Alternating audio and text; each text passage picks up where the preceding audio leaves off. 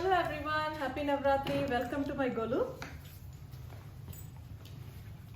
So this is my Golu for 2024, a traditional 9-step Golu. We start with the Thetiyar Bommai, the Talayattu Bommai and some very old porcelain dolls from Burma.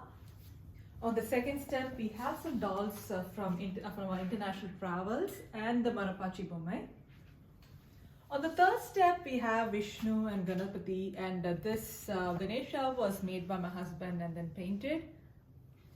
On the fourth row, we have different scenes from Krishna Leela. And here we have scenes from Ramayana. And then here we have the Ashtalakshmi. On the next step, we have Dasavatar. On the 8 steps, we have the Trimurtis and we have Lakshmi, Parvati, Saraswati and Hanuman. So these dolls were also made by us. And then the last and final step, we have Rama, Sita, Lakshmana, Durga and Hanuman and Krishna. So this is our Golu for 2024, the main Golu.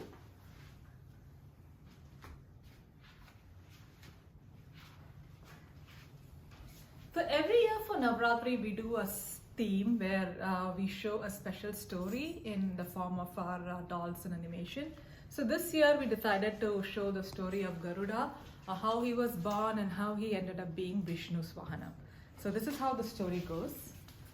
So Sage Kashyapa, who is one of the Saptarishis, was the most powerful sages. He is the father to almost all the Devas, Gandharvas, Apsaras and most of the animal kingdom. He had over 13 wives. He once gives a boon to 2 of his wives, Kadru and Vinata. So he asks them what they want as their sons. Kadru says she would like to have 1,000 snakes as sons.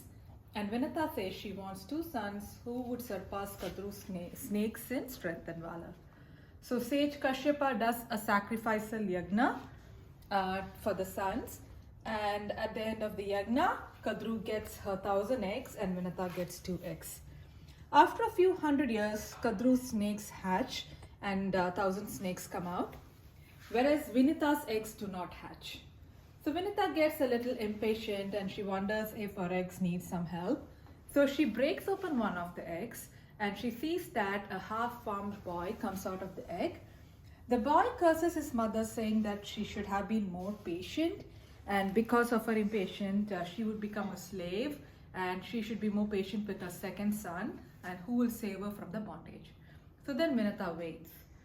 So the next we have shown a forest scene where Kadru and Vinata are in the forest and they see the celestial horse Ucharevas flying by. They start arguing over the color of the horse. Vinata says it was a white horse and Kadru says the horse is white but it had a black tail.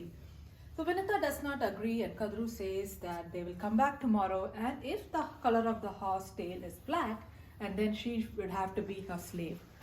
So they decide to come back the next day.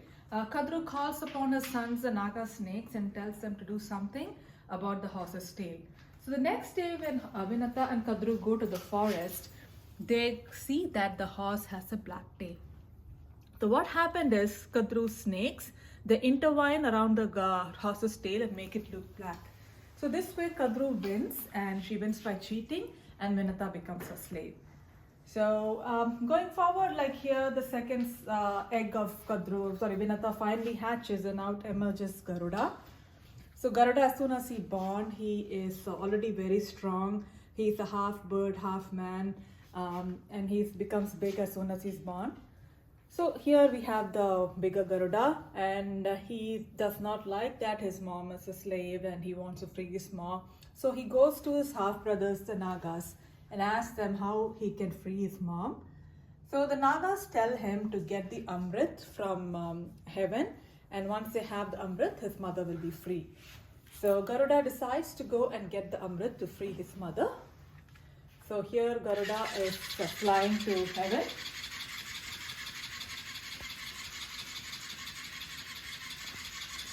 On the way to heaven, he meets his father, Sage Kashyap, who is meditating. Sage Kashyap gives him his blessings. Garuda tells him that he is hungry and he needs strength. So he asks him to devour a tortoise and an elephant who's fighting he asks them to eat them and get his energy. So Garuda does that, he gets the energy, and then he goes to heaven. In the heaven, Indra and all the devas are waiting for Garuda. They know he's coming to take the Amrit. So they actually keep the Amrit. They try to prevent him from taking the Amrit. So they keep it in a place where there's a lot of fire, serpents, and other things so that he doesn't get into it easily. But Garuda, being stronger than all of the devas put together, is easily able to defeat all of them and get the Amrit. So he takes the Amrit back to his house. And on the way, he's stopped by Indra, the king of the Devas. He tells Garuda that he shouldn't be giving the Amrit to the snakes. So Garuda tells that he has no choice, but he has to give the Amrit to the snakes because that's the only way his mother would be free. But Indra can take it back from them once his mother is free. So they devise a plan, and Garuda tells the snakes that the Amrit is there and frees his mom from the bondage. And he tells the snakes that he will keep the Amrit in the forest. When the snakes go for the daily rituals and come back, they can have it. So he keeps the Amrit in the forest, and when the snakes are away, Indra takes the Amrit and flies away.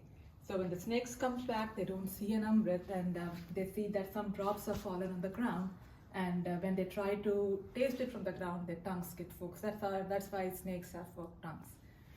So Vishnu, who is watching all of this, he is very impressed with Garuda because he did not try to take a drop of Amrit for himself.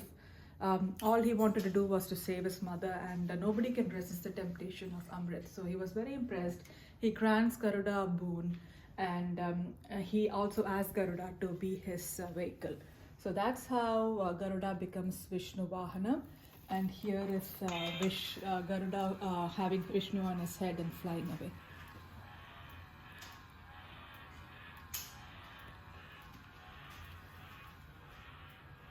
So this is what we wanted to show in our Golu. Thank you everyone.